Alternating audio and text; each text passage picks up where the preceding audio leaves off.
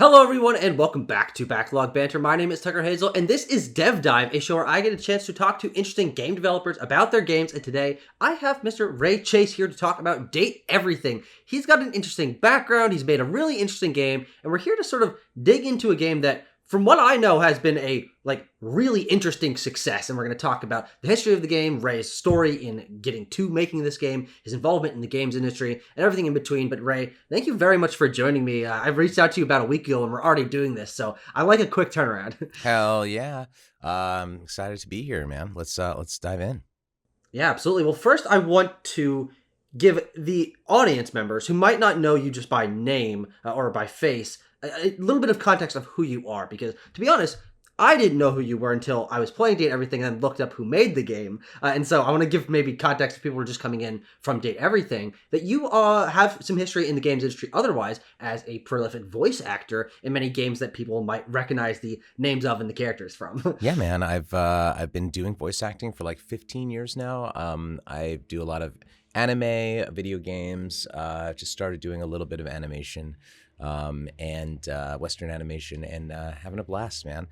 Started out doing audiobooks. I did around 200 of them in a 2-year period, just so I could stop being a bartender, and then started auditioning for more and more legit stuff, and doing whatever I could. Well, what can I say? I'm in a lot of stuff. You might know me as Noctis in Final Fantasy 15, Bruno Bucciarati in JoJo's Bizarre Adventure, Tengen Uzui in Demon Slayer, Sukuna in Anchoso in Jujutsu Kaisen, Nuvalette in Genshin Impact, Cyclops in X-Men 97, Roy from Fire Emblem, Nier from Nier, all sorts of stuff. Yeah, I mean, just a crazy, crazy list. But again, I was quote-unquote first introduced to you because I was playing this game for you as a game designer, developer, as a writer for this game in particular. And I'm curious where that journey begins for you. So you've been doing voice acting for about 15 years, but when is it that you kind of decide that you want to get into game development?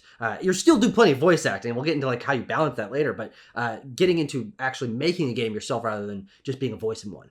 Yeah, it was a crazy thing, and I'm still kind of reckoning with it, how I was actually able to pull this off. It was just, I loved playing games. I loved indie games. For a long time, I was going to GDC just as a fan of indie devs and trying to book voice acting work. I was just aware of how games are made, and had a more realistic view than I think a lot of people had, who were like, we're just going to put some stuff together. It's going to be fun.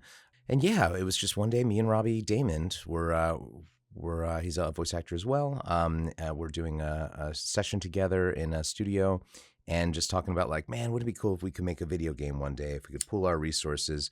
And we were like, what kind of game could we make? Because we don't have a background in programming or design. And it ended up being well, we know a lot of voice actors, so we'd be a heavy voice acting game. We can write ourselves. We know a lot of artists from doing a lot of conventions. What kind of game would that mean? And basically, it's like a visual novel. Well, what kind of visual novel? Well, these dating sims are pretty popular. Maybe we could do a dating sim. Yeah, that'd be fun. What could the dating sim be? I don't know. You could date everything. And that was how it happened, man. It was literally just one conversation kind of like that. And we kind of laughed it off. But then I came back to him the next day and I said, I need to make that game. I think that game needs to be made. And I'm the one who I think I can do it. And that was 7 years ago when we first started. Okay, wow. Yeah. So it's 2018. You have this conversation. The groundwork seems to be surprisingly set from minute zero. But why was it that you decided to build a team to create this game in particular, as opposed to trying to find a team to join or get a friend who you know in the industry to get a side project or something like that? I believe Sassy Chap, this is your first game, and so that's shaped around this game. It's such a, I've said this in interviews before, it's such an insane game to make that I just don't think, how could you convince someone to make this asset-heavy, ridiculous game that is super risky? What, now it's successful. We know that. We're living in a world where we know it is. But for 7 years, we were like, is anyone going to play this? Is it going to work?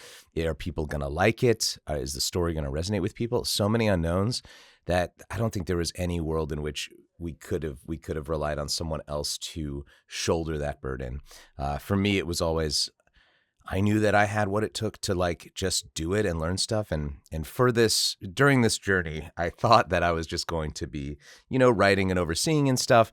But it ended up being that I learned programming. I had to wear a lot of hats. I ended up becoming the narrative designer, becoming the lead writer, learning how to do all this stuff while producing and managing the company. All of these Yeah. these new hats that I didn't get paid for, and I think that was the only reason that it worked, was that I had to be the guy who was like, all right, this feature needs to be in. It costs too much to pay someone to do it, so I will just learn how to do it and then do it. And that's how Interesting. the majority of development kind of went. Yeah, that's fascinating. The idea of learning, putting the track down as you're like running on it, A hundred figuring out all these percent. different jobs. In terms of going into this game and thinking, all right, we've got a basic concept of a dating sim visual novel structure. What was your experience or interest in the dating sim visual novel genre or genres before you ended up making this game? Were there other games you might have used as touchstones, or does it like for design or style or anything like that? For me and for everything in my life, it's not so much that I'm interested in a genre or I'm interested in a type of game. It's like I just really like good stuff, and so it doesn't matter what it is. I'll just get into it. I listen to the 1,000 albums you must hear before you die twice. It's just like I don't care about Wow. genre. Just tell me what's Yeah. good, and so I just love good. And so with games, it's the same thing. I played a whole bunch of stuff, genre agnostic. Just what do you like?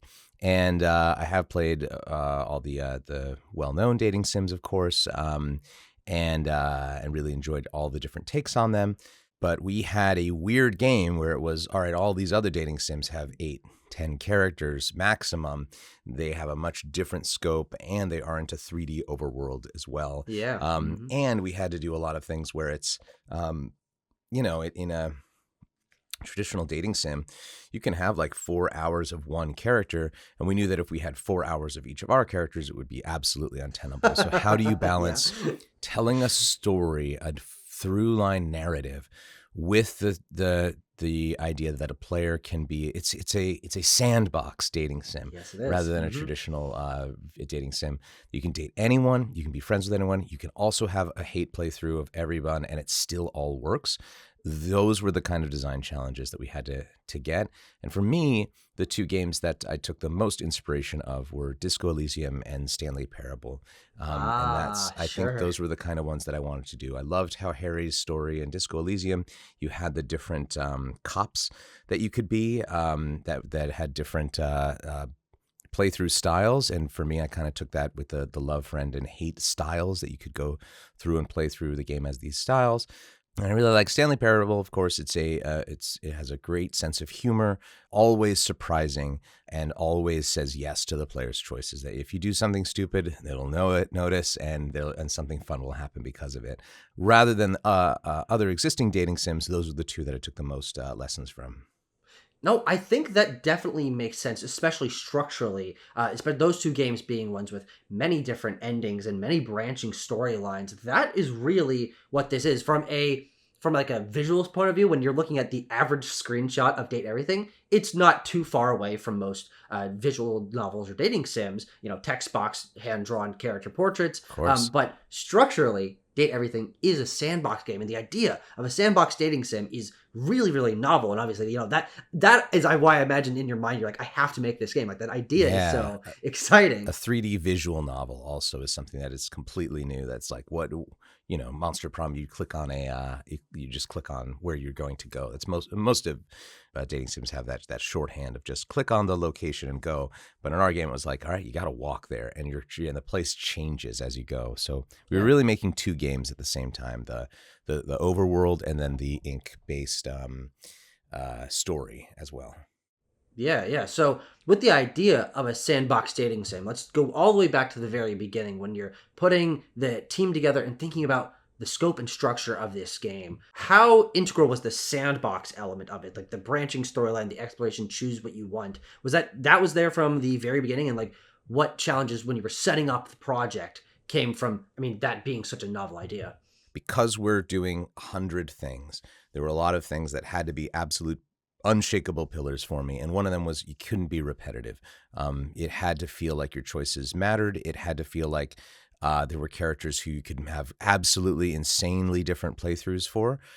We knew that we couldn't do that with every single character because that would be too much scope, but like certain ones who just constantly surprise you, and certain ones that don't surprise you, which is also an integral flavor in a sim. Yeah. Repetition and then player agency was really important from the start, and that no matter how you played, you would still get an ending of some sort in the grander scheme of things, while also balancing for say challenge runs, 100 hates 100, loves 100 friends, perfection runs and stuff like that. Those are the things that I was kind of balancing for. Yeah, definitely. So when we think about the scope of this game, which as you mentioned is just exponentially larger than other games that look like it or in its comparable genre, how did you decide that scope? How did you manage that? How did you choose the number of datables, the length of the script, the number of images, which on your website it cites as over 11,000 images? Oh, it's like 13,000. Does that still happen on our website? I think our website yeah, is I just found it this outdated. morning. So dateeverything.com, because I think this was our old when we did a count before release, before our delays. So we had 2 delays, and then we added another 200,000 words and 13 and 2,000 images. Okay, so it's bigger than I thought it was. Oh, it doesn't have our yeah. It used to be 1.6 million. Now it's it used to be 1.4 million words. Now it's 1.6 million words. It's just ridiculous. Yeah, it is ridiculous. But I'm just curious, how did you choose the scope? Was this something that like blew up over years, or 100 is a great number. It's so ridiculous and unbelievable that it had to be 100. So that was always our guiding path. It's never changed from that since the beginning. It was always just 100, whatever we have to do it. We have to blow people's minds. And then the question was, how long could they be? And when we first started, it was like, okay, some characters kind of spoke to us and was like, okay, these are going to be, we had a star system. These characters are going to be 5-star characters because they're going to be really long and involved. They'll have lots of branching paths. They're going to be involved in a lot of other dateable stories. These are a 5-star. And then we'd go down to the 1-star, who's like very, very quick and easy sort of stuff, maybe 200, 300 lines. And we did that. And there was a point in development where from Team 17, a producer, Jamie, was going through and doing some dialogue reviews, and he just wrote, I remember it in one cell of one spreadsheet, he was like, Arma's storyline feels short. Is this intended or was this a bug? It kind of like made me think and go, yeah, why is Arma's storyline short? Why is one character's storyline shorter than the other ones? This seems very arbitrary. What if Arma is someone's favorite character? How would they feel? So at that moment, I decided, fuck it. Let's make all of our characters 5-star characters. And so we worked on expanding all of them so much so that everybody felt full, completely realized, and so that everybody's favorite character would feel represented and seen. And at that point, then we kind of knew, some of our 5-star characters in ink was kind of our way of finding out the length, like just general length. We had characters who were, once they got to like 1,200 lines of code in ink, it felt right. It all just felt like, okay, this is what it should be. These stories feel complete. There's beginning, a middle, and end. The endings feel good. And then you'd have some characters like Jeremy and Lyric and stuff who get into the tens of thousands of lines of ink, but that's just because they were crazy. But they didn't all have to be that way. They didn't feel more full than others. They just had features that necessitated a lot of code. So yeah, that was kind of our guiding post for what felt like a 5-star character. Yeah, it's interesting to think about bringing up the smaller stories to feel just as rich as the other one, and that's where the scope really gets crazy. Okay, you got 100 characters. Yes, I think anyone thinks reasonably, and I'm not saying what the path you chose was the unreasonable one, quote unquote, but it was the right one at the end of the day to. I think everyone would look at 100 characters like, there's going to be some that are small. And you said, no, we're not doing that. We want to make sure that this is a rich experience for every one of the 100 different paths. It was unreasonable is exactly the right word. It made no sense, and yet we were able to pull it off somehow. Yeah, put that on the back of the box if it gets a physical release. Unreasonable, makes no sense. But I'm also curious about where the character creation process starts. So on average, I'm sure it's different from 100 different characters, but what element of a character did you find you and the team usually starting with? Was it doing this, looking around the house, pointing out an item, and then starting from there? Was there personalities you wanted to make sure to include, different relationship styles, things like that? What was the average starting place for one of the 100 datables? It was as much variety as you might expect, and a lot of it was balancing. What are the objects going to be? That really was looking around, brainstorming, came up with and the thing about objects are there's so many that are surrounded, especially in a house. There's thousands of things, discrete things in your house.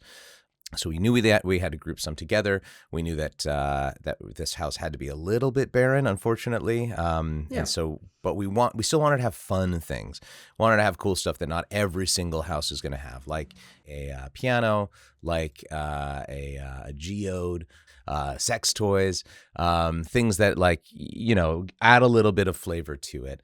And then we had to have the stuff that you knew you had to have: floor, ceiling, wall, doors, stove, food. These things are what we knew we had to have. When you add up those things, the necessary things, plus a couple of fun things, you basically get to 80. And then we knew that we also wanted to have some objects that were mysterious in some way, that really surprised. We have a ghost. We have, you can date your job. You can date existential dread. You can date your nightmares. You can date rejection itself. We knew Skylar had to be there, who wasn't normally an object. So once you got those in, it kind of just really filled up to 100. Obviously, there's so much room for so much more going down the line. But yeah, that's kind of how we did it. And then in terms of conceptually, we had the writers pitch ideas, and we kind of had art get locked in, and then we felt these were right. And then as we neared, so let's say a year into development on that, and this is after getting our budget. So 4 years was finding our budget and finding our publisher, and then it was 3 years of production. And then so after a year of production, once we got funded, then it came time. This is when I was like, okay, they all have to be 5-star characters. They all have to be good. And I was really concerned with some characters, especially since we knew that we were going to have to redo some characters with thematic overlap, that man, these characters are really similar, or I feel like they're covering the same ground. If we have to redo them anyway, let's do something completely new. And so we were just looking for body types. We were looking for types of people. We were looking for types of stories, interesting ways of doing it. Let's say lyric literature, for example, was one who was, he's literature, he's books. He was written already. And his character was that he was not paying attention. He was just kind of interested in all of his books, and he liked it when you were quiet. And that was already kind of what Aaron the Heir's story was. And for me, I was like, well, it's short anyway. What's another thing we can do for lyric that would be different? And it ended up being this idea that he's literature. He's never written a book before, so you want to write a book with him. And the game of him is you come up with a book together, and there's 5 story beats you do with 4 options each, resulting in 1,024 different stories that you could write with him. And that to me is okay, now he's operating in a completely different space from any other character, because that's a really weird thing. That kind of happened halfway through that part of development of all right, let's really lock down and make sure that these guys are all unique and have some sort of gameplay mechanic that makes them different. No, definitely, yeah. And I am curious to dig in a little bit deeper to that process you were talking about, where ostensibly the development timeline of the game as the project as a whole is half and half in some way. The getting the project actually set up, and then there's the more distinct work on it. But that first few years, searching for publishers, getting an idea of what the project is really going to be, what was that like going to different publishers and trying to pitch such an insane project, as we've mentioned? Kind of unreasonable, but you did find a publisher. Team 17 has now worked with you guys, and I'm curious, going to people and be like, I promise you we have a good idea here. Yeah, it's why would you trust us? We've never made something, and we're asking for a budget of over $1 million when we first started out. And it's why would these voice actors be able to do it? And would I think another thing is dating sims are very popular in the public perception, kind of like, at least in gamers' perception. They're well known. There's a lot of them that come out that absolutely fail, Yeah, of and course. there's a lot that don't make any money too. Yeah, So I believe Doki Doki was free when it first came out. true. Yeah. So Mhm.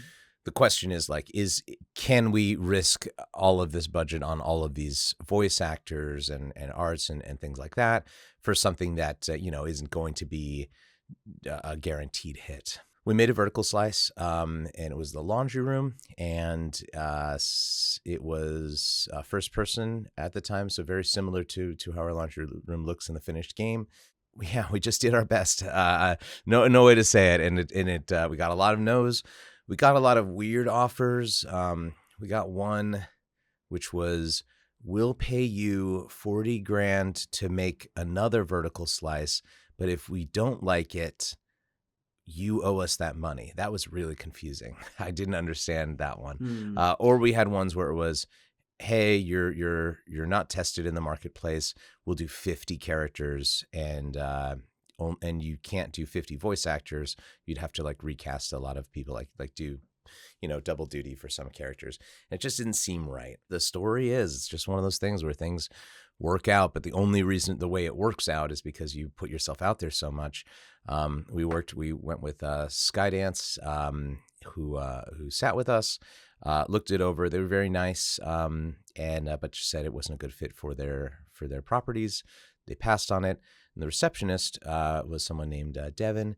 Walked us out, said goodbye, and then a few years later, we heard back from her, and she said, "Hey, did you guys ever sell that thing? Yeah, yeah. It's been on my mind." And I was like, What happened to "No." that crazy idea? Yeah. And we said, "No, we haven't." And she was like, "Well, I have a friend, Amanda Hufford, who is really good at putting people together. Maybe you'd want to work with them." And we were like, "Yeah, absolutely." Amanda came onto the project, and really, really well organized, efficient, great at putting things together, as Devin had claimed, and did a blast to a whole bunch of publishers. And within like 6 months, we heard back from Team 17 that they were interested. And then we eventually negotiated a deal. It took a few more months after that, but then we were off to the races. So it can take a long time, especially when the scope is so ridiculous like this.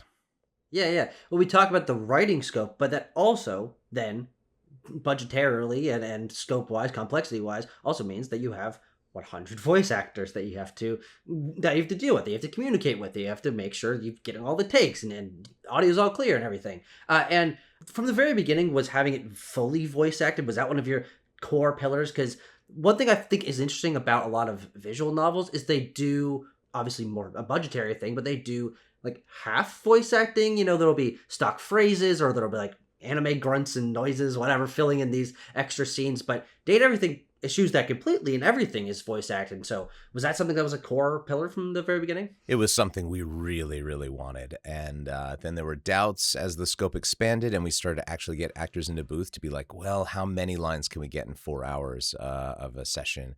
And it really varied considerably between all the different actors. But we tried for the very first, maybe I think it lasted 2 sessions where we had like priorities on the lines. But it's so hard. Where do you say a priority is? Do you get just their first encounter completely voiced and then all the rest is unvoiced? Do you get the top and bottom of every encounter fully voiced? What happens if you have a character who has a boring first encounter, but a really, really interesting 5th encounter where they get really heated? Do you only voice that one? So we just couldn't find a way to work. And then we were just like, fuck it, we'll do it live. And we just got all of it voiced.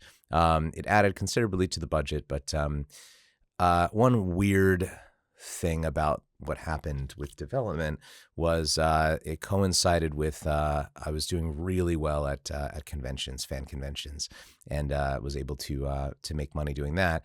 And so for those last 2 years of development, I was putting all of my money from that into developing the game, and not having to ask Team 17 for more and more money. It was just like, fuck it, we'll do it, we'll pay for it.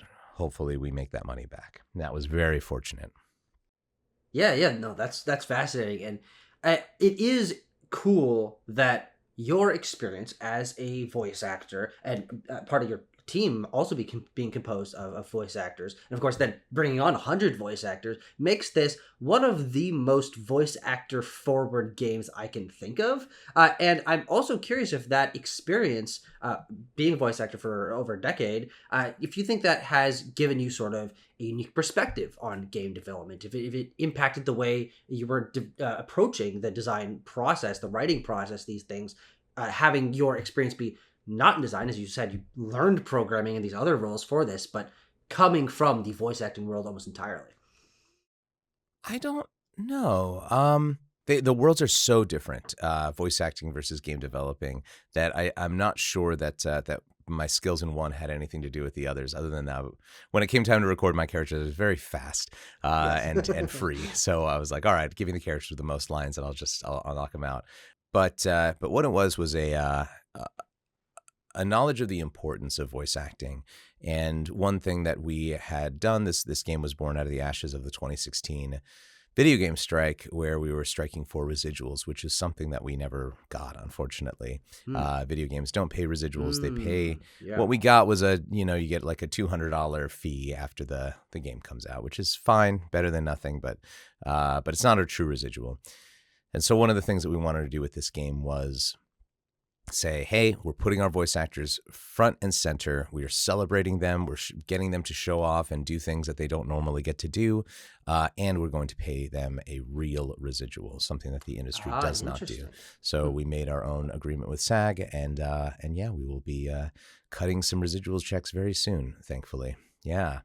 That's amazing. Yeah, and that deal with SAG and dealing with all these actors, there was a strike, an actor's strike, up until quite recently. How did that impact development in any way, or were you? The AI's thing. Oh, I mean, that didn't impact us at all. Of course, we were anti-AI. No, Well, we signed that thing immediately, and we're like, get the fuck out of here. Stop wasting our time. Yeah. That was easy peasy.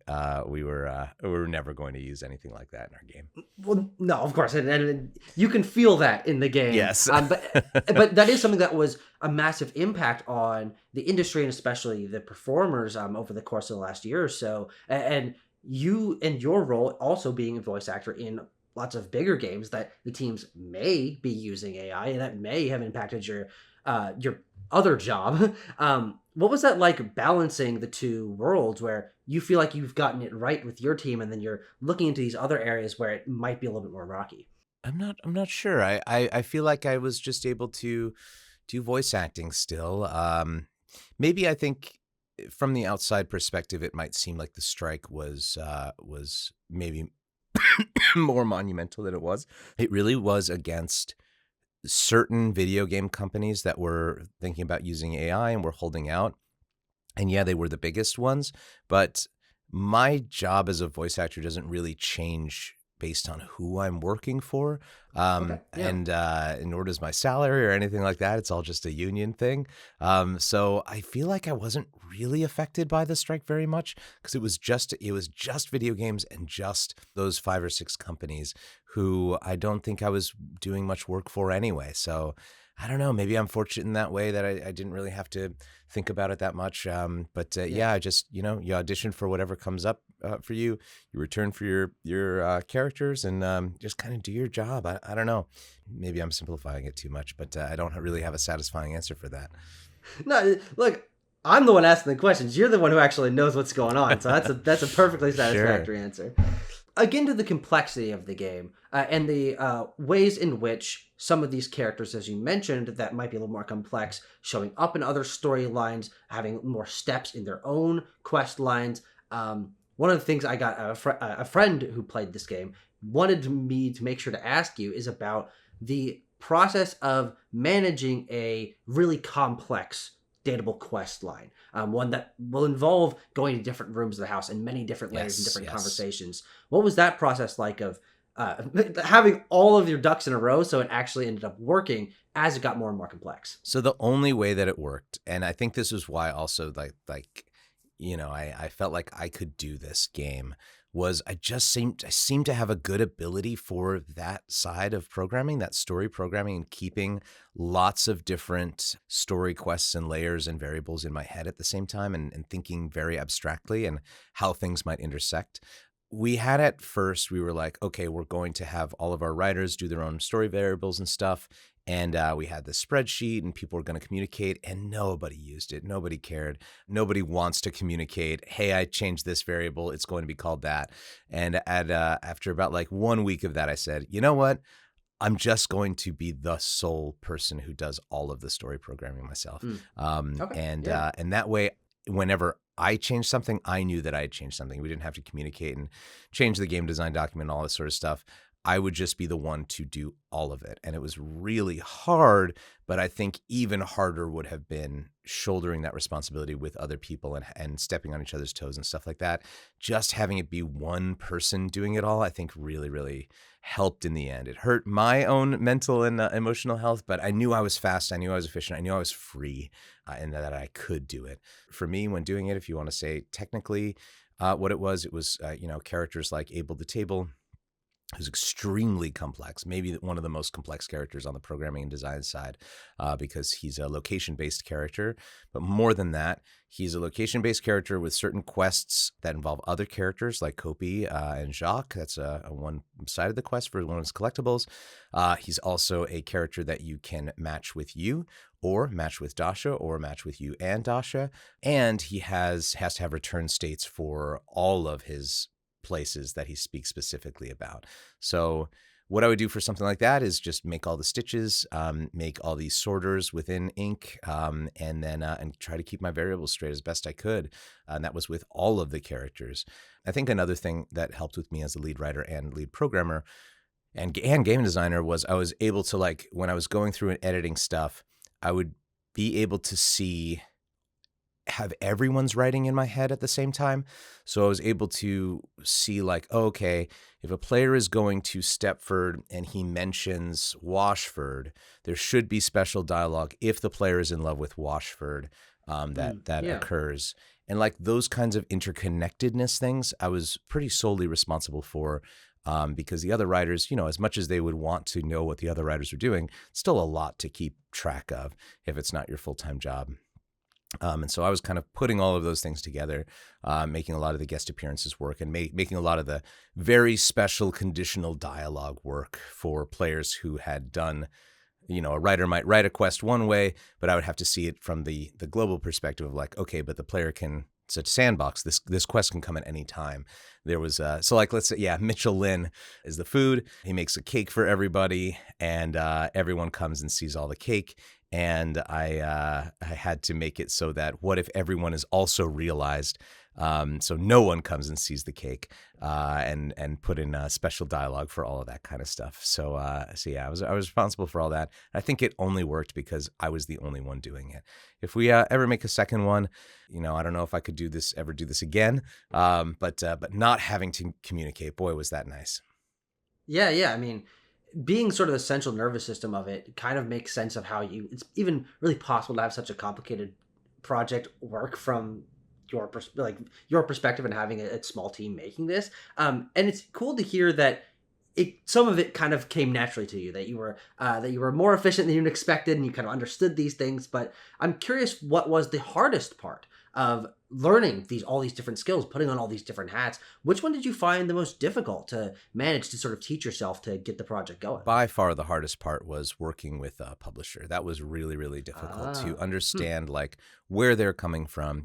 Team 17 has been around for decades. They have a way of doing things that, by their very nature, has to be corporate. And I've never worked in a company before. I've always been an independent contractor. I've always just kind of done whatever job I've been able to get.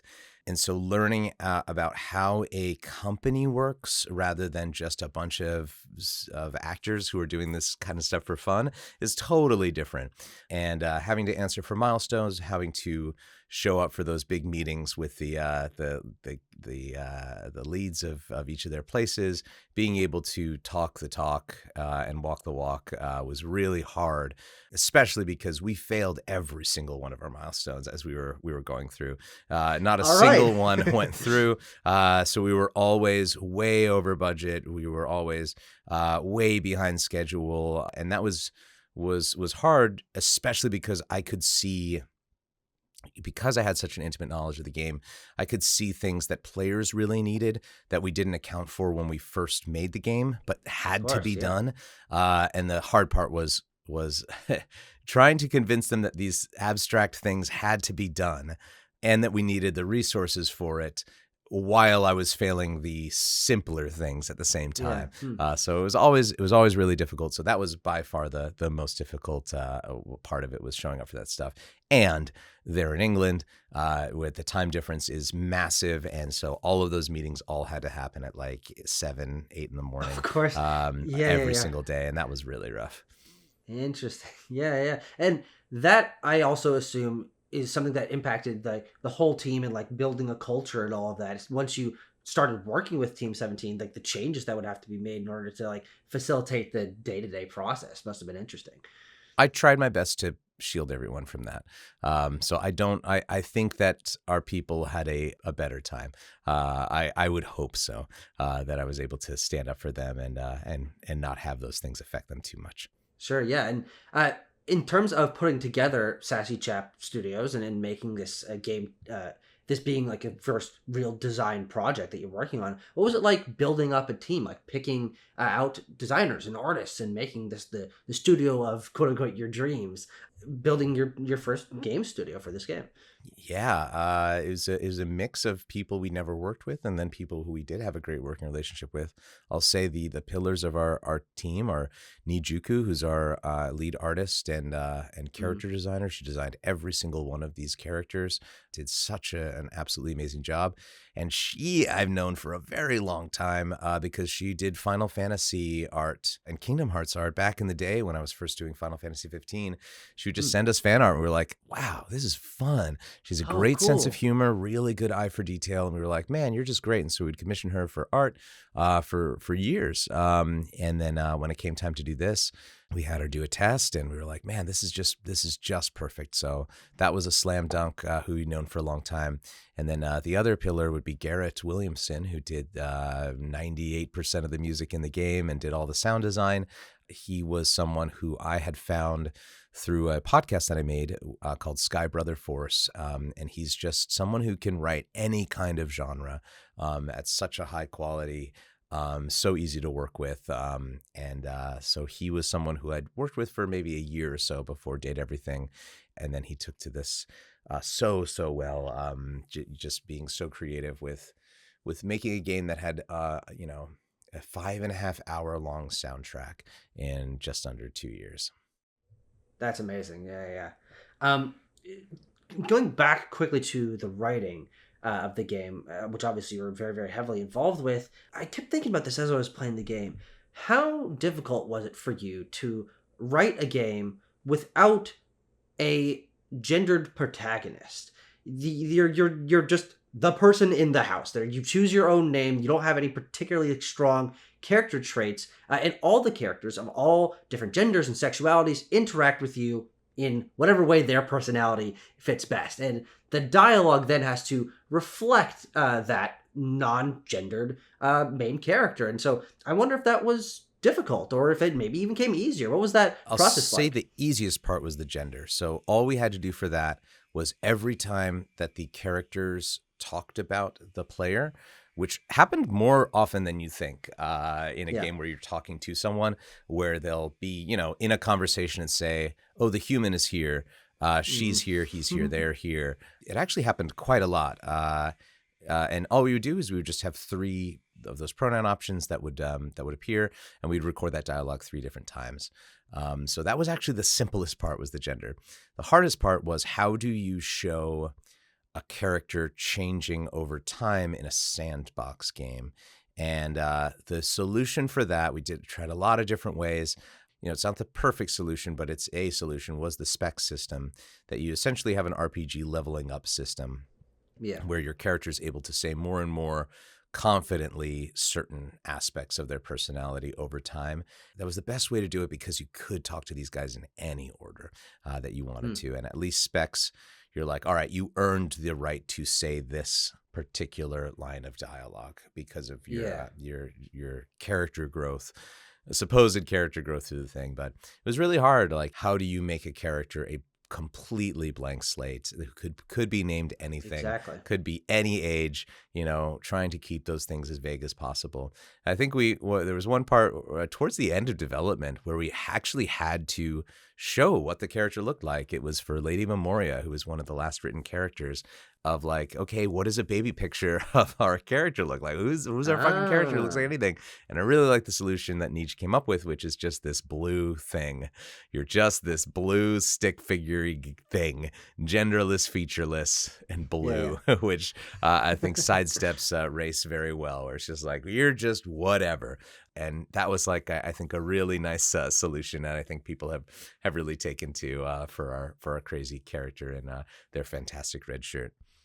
Yeah, it's clever that the main character is rather nondescript. You don't do a ton of talking. It's mostly the other characters talking at you about whatever it is they're doing. And so you were able to fill it in and project your own experiences, your own sexuality, and your own gender onto this. But then the cast of 100 characters is, as you mentioned multiple times to this, and as is, I think, obvious if you've seen much of the game, incredibly diverse. And you've got people of all sexualities and all body types and all genders. And that sort of queer element of the game, was that something you also wanted to be like a part of it from day one? How core was that to the identity of the project? I think that's just coming from the opportunity that you have with having 102 characters, that you just go, well, of course we're going to represent everybody, because we can put every single type of person in this thing that we'd ever want to. So I think that also comes from my pillar of saying that there's no repetition, that there's lots of different stories, that there's lots of different ways that we can tell a story, and fitting a character when it comes from to concept to execution. I think we did a really good job of like showing the panoply of human experience in there. I am not a queer person myself. I'm very much a cis male, a cis white male. I'm not coming from that kind of marginalized experience that a lot of people are coming from, but I think it's my responsibility to show that, especially in a game like this, and take those concerns seriously. We had a lot of people on our team who are queer, and being able to hear those, listen to those voices, and incorporate them was a responsibility that I took very seriously. Yeah, that's awesome. Final couple questions here. With this game being as successful as it is, I don't have access to the stats, but you are seeing the other side, a community quite quickly grow around this game. Yes. Lots of social media reaction and things, and that's really what turned me onto the game, is just hearing from people that I know that aren't hardcore gamers that this was something that they were looking to pick up, that they had been seeing on their social media feeds, people making rankings and talking about the characters and making jokes about the game. And what was that like, watching the game resonate so quickly and so strongly with a seemingly very quickly growing audience? Yeah, very surreal. Like these characters, and it's still so fresh for me, this experience of like, it was 7 years ago that we came up with these characters and kept them a secret for such a long time. It's very weird to see them out there doing stuff where they are, they're off model. I've only seen the models of these characters. I've only seen their assets. And it's very crazy to be like, wow, we're seeing people drawing these characters in other, just a different position is so weird for me to see. Like, whoa, weird. Right. They're sitting down. I've never seen I, Ronaldini, sit down. This is bizarre. So that's been very crazy. Watching the streamers play has been very, very fun. I think that is a really cool thing as a game developer, to watch someone stream your game, because you get to see that real-time feedback of, are my emotional beats working? Are the jokes funny? Are they understanding it? And that's just been crazy. So we've been sharing a lot on our internal Discord every time there's some cool new piece of content where we go, holy shit, look at this. And it still blows our minds, man. I don't know if I'll ever get tired of it. Oh, absolutely. And is there anything that has surprised you with like the community feedback or the fan reaction to any element of the game, something you weren't really expecting? Yeah, I think for us, what has been really surprising is the general popularity of a lot of the characters. I think none of us were expecting Hector to be as popular as he is. I think he was maybe because Not a lot of people worked on him. It was basically just me and my wife Julia were the only two people working on him. She was writing, I was doing the design stuff. So he was kind of one who was kind of kept quiet, and not a lot of us were talking about Hector. But boy, when he came out, skyrocketing to his popularities, totally took us by surprise. We were not expecting Hector to be the guy. Yeah, that was very surprising for sure. Yeah, yeah. And you mentioned the humor of this game, and people started reacting to that and finding it interesting. And one of the things that I immediately grabbed onto as I started playing the game is that you've created a world with its own internal history and logic and lingo and slang and all of these things. And the game also has lots of puns. There are puns everywhere in every conversation. There are fake brand names. There's again, unique slang that the characters like use to refer to things that are maybe related to their like object identity or things like that. Like you've got like ostensibly all of human culture paralleled within this one world of the game. And what was that process like of coming up with entire new world? That was super hard, and it was a question: does this game take place in the real world? And we just found out that this was just kind of by trying out different things that were like, well, the things that feel the best are the ones where you're saying a brand name in a punny way. That it just feels so much better. That you're not saying Facebook, you're calling it Placebook. That way you're just like a little bit divorced, a little bit of a fantasy, and it feels a little bit better. So I really enjoyed, and legally distinct. and legally distinct. So yeah, that just felt right. And so yeah, I was at pretty early on, we said this is the right way to go, and we've got to keep this kind of stuff consistent throughout all the characters.